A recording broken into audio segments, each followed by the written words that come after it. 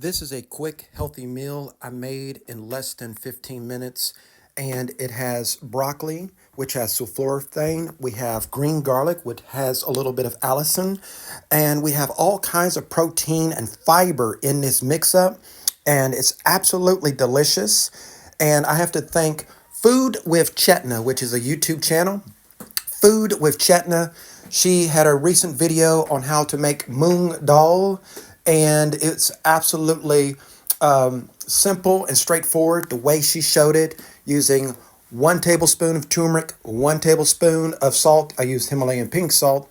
And you let the Moong Dal simmer for about 15 minutes. And I tried her approach and it works. So with her approach that I've applied, and then I've mixed it up a little bit with some curry leaves here, some dried curry leaves and other spices.